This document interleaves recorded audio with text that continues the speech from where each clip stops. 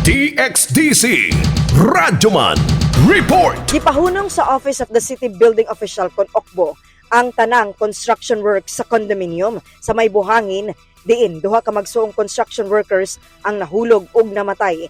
Sigo ni Cash Tugyani, Okbo officer in charge, adunay nakitang structural failure sa ginatrabahong kondo.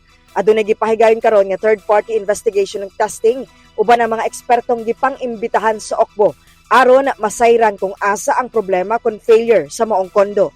Gipahunong usa ang construction works aron masigurong dili masubli ang trahedya. Gibutyag ni Tugyani, makabalik lang ang trabaho sa maong kondo kung makompleto sa contractor ang requisitos sa Department of Labor and Employment Condole Region 11 ug sa Okbo nga magpabatuod nga luwas ang ilahang estruktura. Sigo niini, kompleto ang papeles apan lakip sa sayron sa investigasyon kung natuman ba kaha ang anaasan na aprubahan sa ilahang mga permits. Ask them na work stoppage sa gyud kay gusto na to mahibal-an gyud kung asa ang failure, asa ang naay problema.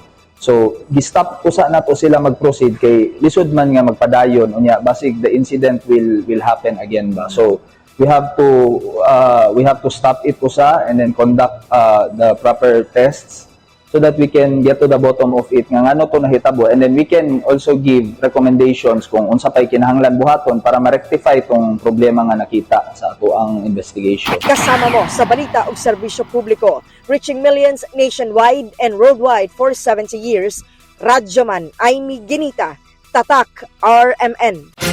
RMN News, Diretso Balitang Metro Davao.